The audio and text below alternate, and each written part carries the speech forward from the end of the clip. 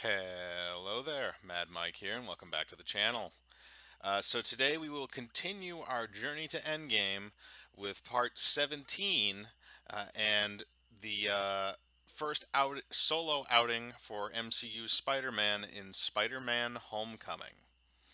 Now, this is the first. Now, Spider-Man was introduced to the MCU in Captain America: Civil War, but this is and also Aunt May, who's played by Marissa Tomei.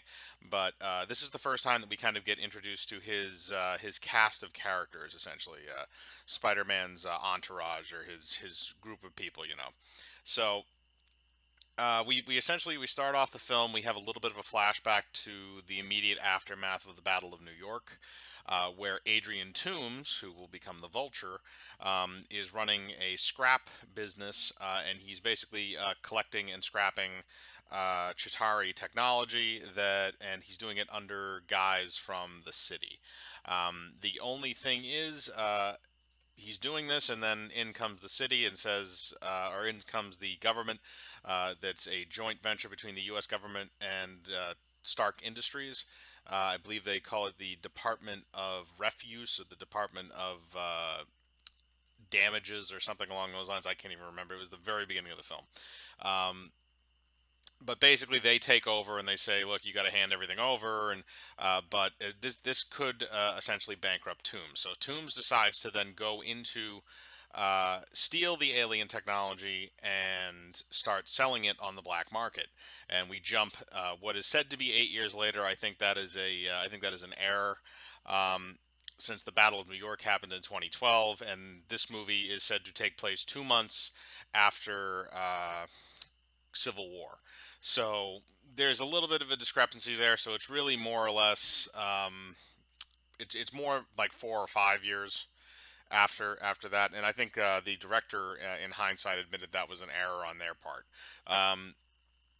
But basically, then we kind of get a little bit of catch up where there's this Spider-Man, or Tom Holland again is the actor who plays Peter Parker slash Spider-Man.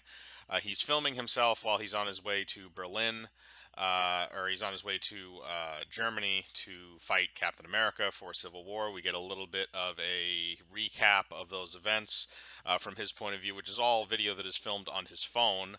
And we also get to hear this, essentially this very disdainful relationship that he has with Happy Hogan, who Happy Hogan is essentially his handler, more or less, for parts of the film, where he brings him to and from Tony Stark. Um, this was very annoying. I don't really care much for the whole phone thing. I think it could have been cut down significantly to just moments where he was in the spider suit. I didn't think it had to be as long as it was. And look, this movie has problems. This movie does have some kind of bad problems. But the two things that really lift it up are Michael Keaton as Adrian Toomes and Tom Holland as Spider-Man.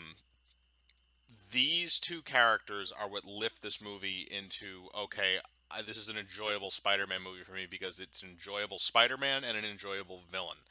Um, and Michael Keaton does an amazing job at playing a bad guy. He's done it in the past too, but he does a really good job in this movie playing a bad guy. He is extremely intimidating as Adrian Toomes, even though he's really just, he looks like kind of your normal. He looks like your dad essentially, but he is so freaky with some of the facial acting that he does.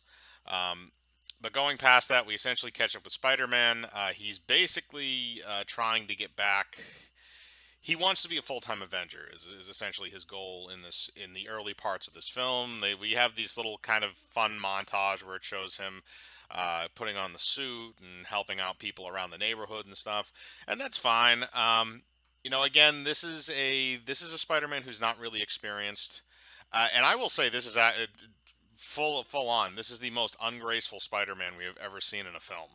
Um, Andrew Garfield and Tobey Maguire were more graceful than him by the end of their films, their respective first films. To the point where actually, well, Tobey Maguire, obviously in the beginning, he had the whole scene, where he hits the wall with the spider web and stuff. But the Spider-Man he does a decent, a good job at jumping and stuff like that. But Uh, there are a lot of scenes, especially in combat, when he's under pressure. He doesn't really do a really good job of the acrobatics, but that's making it believable that he is really new to this. Because essentially, he's only been Spider-Man for about 8 months at this point. He's 15.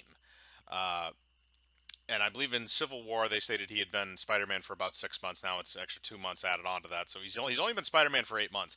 So I can kind of understand why he's not so graceful and why he's not that great at fighting and like and what he's doing.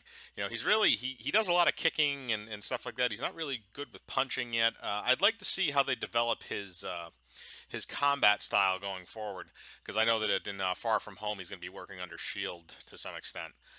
But back to the film, after this montage, basically we understand at the end of it, we see that he takes out these guys that are bank robbers. It's kind of a funny scene where they're all wearing Avengers masks and he's kind of making jokes while he's punching them and stuff. But then they have these weapons, these Chitari, basically reverse engineered weapons that blow holes and stuff and cut shit in half. Um, and this is what eventually leads to his speaking with Tony Stark. Well, actually, sorry, I shouldn't say that. He talks with Happy Hogan about it first. Happy basically brushes him off, and then he decides to continue to pursue his leads to try and figure out where these weapons are coming from and how they were created. And he has a piece of one of the weapons. Or actually, sorry, I stand corrected. That happens a little later, but basically the stuff with the main plot with him trying to hunt down the vulture and stuff, I like that stuff for the most part.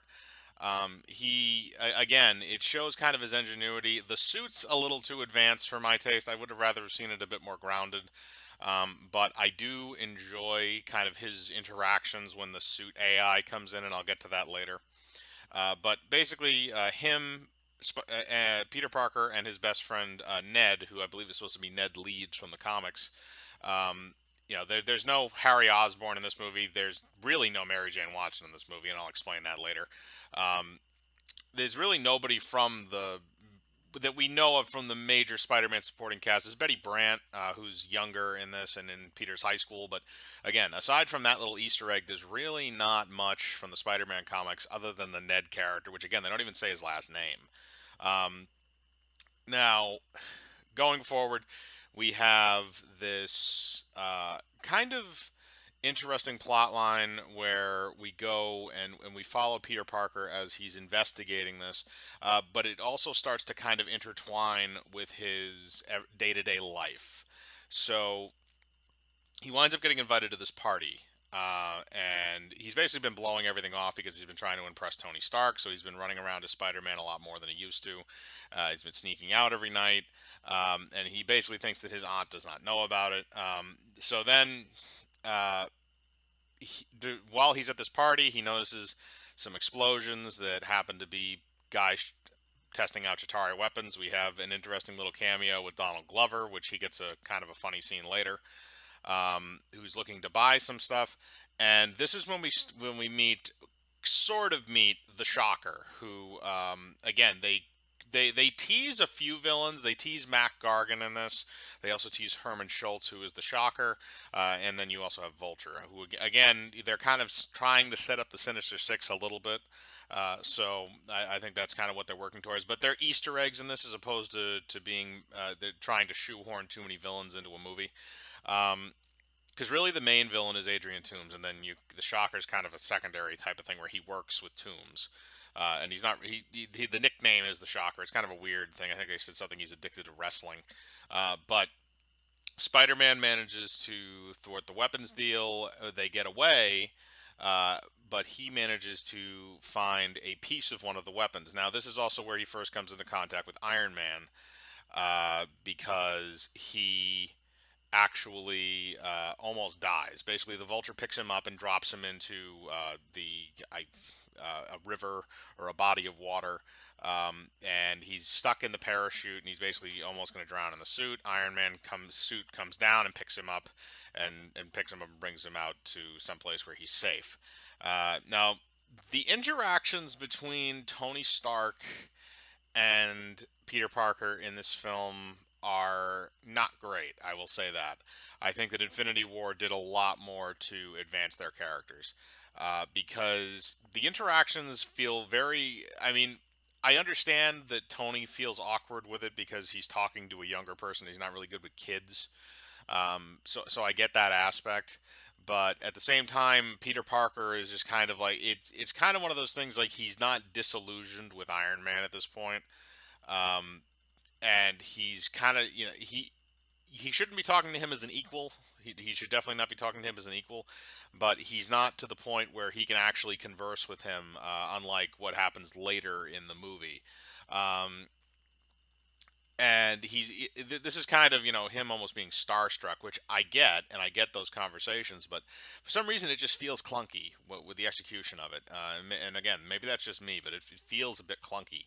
Now, moving on from this point, Peter Parker then kind of uses the device, and he's able to basically he finds out that the two of the guys that are hunting him show up at his high school, and he manages to plant a tracker on them, and he follows them to Washington D.C., which is where his school trip is going to be for. I believe it's debate club or something. I forget exactly what it is.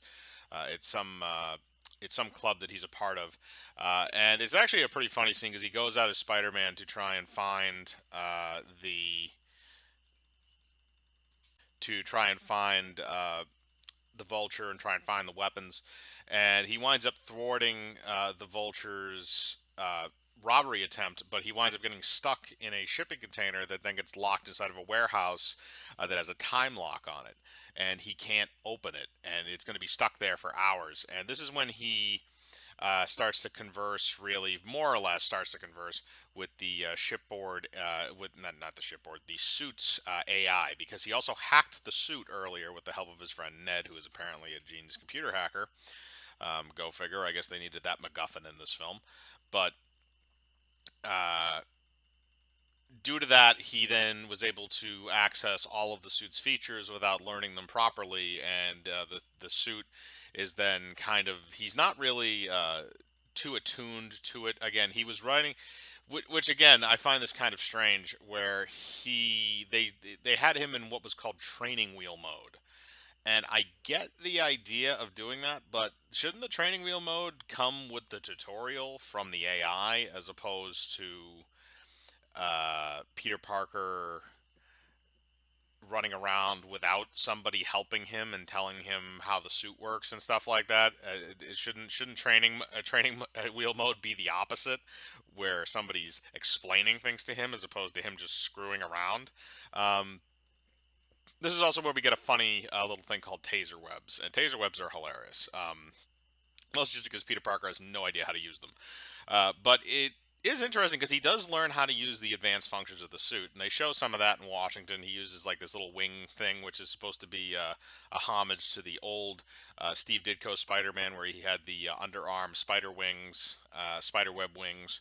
But the basic parts of this is that he essentially kind of has this little bonding montage with his AI, and then that leads to him being able to escape and reach his debate club in time to save them, because he finds out that essentially the little piece that he had, the little piece of alien tech that he had, is actually explosive, and that explodes. And don't ask me why it explodes and inside of an elevator, an enclosed space, and nobody dies. I don't understand how that works. I don't know. It blows a hole in the elevator, but for whatever reason, it didn't blow a hole in Ned's back. I have no idea why, because he had it in his backpack. Again, plot armor, I guess, because everybody in that elevator apparently had plot armor. But that explodes. It damages the elevator to the point where the elevator is going to fail. Now, Peter's AI has scanned the building and realizes that the elevator is going to fail. So he's able to actually get inside the building and save the his friends who are in the elevator. And again, it's a good scene. The action is directed well. I like the again. This is a first time Spider-Man, so we kind of get to see. He's a little afraid of heights. He hasn't been that high before because he's mostly just swinging around Brooklyn or Queens. So the buildings are not outstandingly high, but he's at the top of the Washington Monument, and that is extremely high, especially because there's nothing else in the area that's equally as high as that. Um, so we go from that, and then we kind of get down into leading into the middle of the second act and into the third act, where Peter Parker finally figures out where Vulture is going to do his weapons deal, which is on, they go back to New York, and he manages to figure this out, where he's basically going to do this weapons deal on a ferry. Now, the problem we have here is that immediately before this is another scene with Donald Glover, where he's supposed to be interrogating him, and he has this thing called interrogation mode, which suddenly gives him Batman voice. And I know what they're doing here. They're making fun of Batman, but they do a few actually kind of interesting puns in this. There's a pun to Ferris Bueller's Day Off where he's running through people's backyards, which is kind of funny. There was a scene where he's swinging through like suburbs, and he runs out of buildings because the area where he needs to get to is actually across a golf course, so he has to just run across the golf course, which is kind of funny. But there are some humorous moments in this. The humor does not just drop off. Um, but he goes to the ferry, and again they try and do something else where um, he takes out all the bad guys except for Toombs, and then Toombs essentially he pulls his weapon out of his hand, but the weapon just keeps going off repeatedly, so Spider-Man just webs it in place, but it reactivates itself and cuts the ferry in half somehow. I don't know how that works. I don't know how it cut it directly in half. It was very strange. And Spider-Man is able to web the ferry back together to some extent, but eventually the webbing starts to snap, and the only way he can stop it is he has to web both sides of it and try to pull it back together. Now, it doesn't work, obviously, and Iron Man comes in at the last minute and saves him. Now, the thing is, the FBI came out halfway through his little fight with Tomb's goons, and started freaking out because apparently the entire thing was an FBI sting. Um, and after the ferry is brought back and nobody dies, uh, Tony Stark basically berates Spider-Man and says that he wants his suit back, um, and says that he was the one that contacted the FBI. Now, here's the kind of weird thing about this movie and Tony Stark's attitude is Tony Stark, again, Spider-Man is telling him, oh, they have these, basically they have these alien tech weapons, and they're extremely dangerous, and they're killing people. And Iron Man says, yeah, that's below me. That's not my problem. Um, wasn't the whole point of Iron Man originally to kind of get weapons and get them away from bad guys because it was mostly Stark tech weapons? Well, now you just have Chitauri weapons, which was another thing that you apparently caused because in Civil War you blame yourselves for that, or Tony Stark does. So why is it suddenly now not your problem that people are repurposing Chitauri tech and using it to make weapons? It seems very, very weird that he would kind of just write it off, considering the power that we're shown that the weapons possess. Uh, so Tony Stark essentially berates Peter. He's there physically this time, as opposed to earlier when he was broadcasting himself through his suit of armor, and he demands the suit back. Peter kind of defeatedly gives the suit back, and there's actually a really good line in there where Tony Stark says, "If you're nothing without the suit, then you don't deserve it." Um, and it's a good line, but it's one of those kind of things that like it would hit more if they had done more to build up this relationship beforehand, where it's just kind of Tony Stark checking in on him every once in a while. He's only met with the guy, counting Civil War and counting what we see in this film, he only really meets with Spider-Man. I think this is his fourth or fifth occasion where he's actually met with Peter Parker. Not even face to face, just met with him. So it is a bit odd, but he takes it away, and then Spider-Man kind of goes through a rut. He doesn't, he goes home, and essentially we get this worried thing from Aunt May. And look, Marissa Tomei as Aunt May is not good. She is a good actress. She has been in good movies. I have seen her in good movies. She is not good in this movie. I do not like her as Aunt May. I think that she does a relatively terrible job. I don't think she is. I mean, they dress her up in the mom jeans and stuff like that, but they don't play her very well. They don't make her. Uh, she doesn't. She didn't. Personally, I don't think she did as good a job as the previous two iterations of Aunt May from the Sam Raimi films and from the Amazing Spider-Man films. Um, but Far From Home, they might do a better job. But again, she's kind of in the background for 99% of the movie. But she does explain that she does know that Peter is going out at night. She knows that he left detention early, which is why he was at the ferry, and stuff like that. But she does not know that he's Spider-Man. And really, the only person who finds out throughout the entire movie until the very, very end is Ned. Um, and he's kind of the confidant. And they make the joke that, oh, he's the guy in the chair. He's the guy that kind of does all the techie stuff and tells Spider-Man what's going on. Which I don't think is a bad thing, but at the same time, I feel like Spider-Man just being his own guy and going out and doing stuff is kind of a better angle to go about that. But moving on, this puts Spider-Man in a run. He gives up being Spider-Man for a while, because he's defeated and Tony Stark doesn't want to deal with him anymore, and yada yada yada. So uh, now you have a situation where basically they do this little montage where he's readjusting to his normal teenage life. And again, the teenage moments in this are very, very boring. I do not care for them at all. They are I just don't like teenage moments in movies. And look, if as long as they make the following movie, which will be Far From Home, as long as they make it so that at least maybe he's in college now or something, or maybe he's in his like senior year of high school or something like that. If they make it so that he's not just there and staying in one spot. Like, I don't need multiple movies where Spider-Man is in high school, really. I don't. I can do with the Raimi films, I think, did it the best, where they just show him in high school for like the first third of the movie, and then they go on to when he's an adult. I think that's the best way to do it. But if you're going to do it in the movies, don't put him in high school for more than one or two films, or even in the second film, have it something down the line where he gets out of high school or something, he's in college. Having him in college would be better, or even having him be a member of the Avengers full time. Um, but moving on from that, he uh, again, why this is called Spider-Man Homecoming is because the homecoming dance, and that's supposed to be what's the crux of the film at the end. Is Peter basically Peter essentially has jungle fever. He likes this chick who her name is Liz. And basically, he wants to bring her to the homecoming dance. She says yes.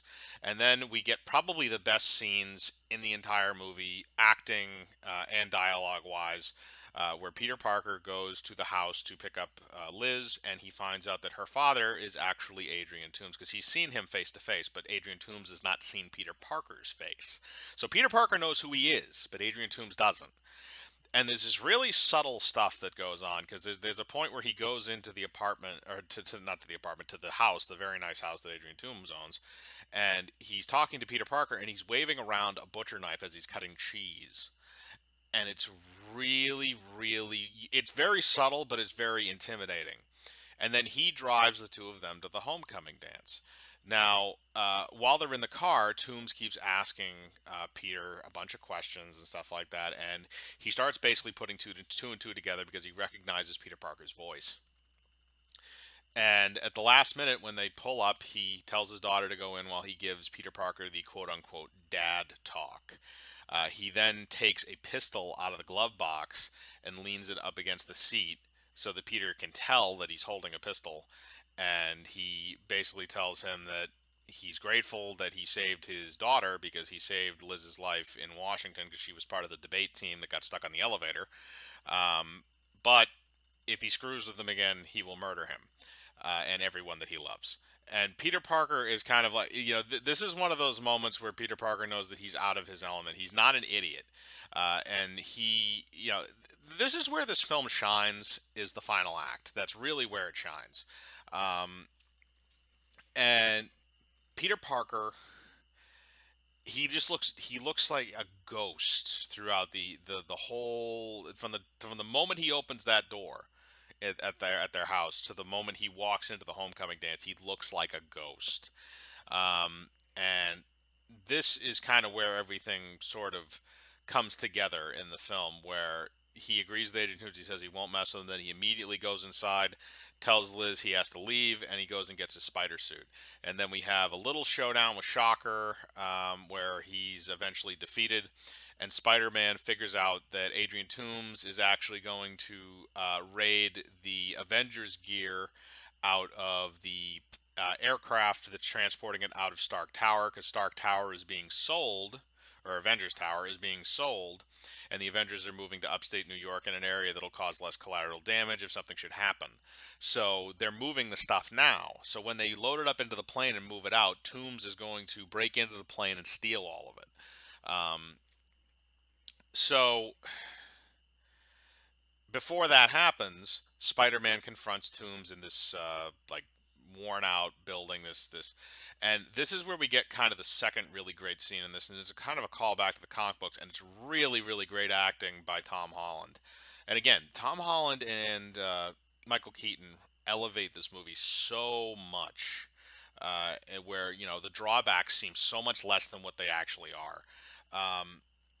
And there's a scene where they're talking to each other, and Toomes activates his vulture harness, or the thing he uses, and he tries to hit Spider-Man, but he's tricking him. So Spider-Man is dodging, is like, you can't hit me, and he just goes, I wasn't trying to hit you, and he's actually taking out all the support beams to the building. Toomes then escapes as the building collapses onto Spider-Man. And then we go in for the close-up where Spider-Man is pinned under debris. And again, this is something that we don't think. Again, it's kind of like Captain America, where you don't. A lot of people forget that Captain America is a veteran. He fought in a war. Um, in this case, a lot of people forget that Peter Parker is still just a 15-year-old kid. He's not an adult yet. He doesn't he still has, the fears that kids have. And this is a great moment where he's stuck under and he's trying to get up and he can't get up, and he starts yelling for help in such a believable way. And again, this kind of goes forward too when we get to the scene in Infinity War where he fades away.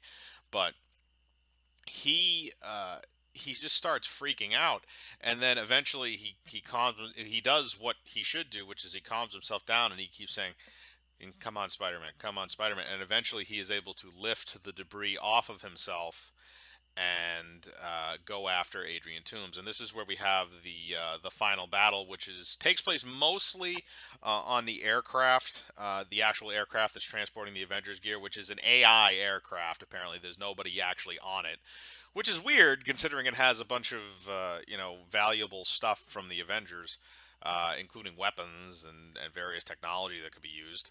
But regardless, they don't have anybody stationed on it. Toomes is able to get on board the ship, but Spider-Man is also able to latch onto it before it's able to get out of range.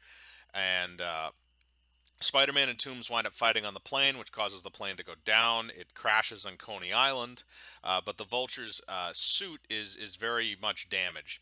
Now, this battle, again, it's extremely one-sided, which is kind of interesting, where Spider-Man really doesn't get in a lot of good hits on Toomes for the most part. There's not really a lot of stuff that he does. And I think it would do well to see that maybe he gets some combat training or something in the future.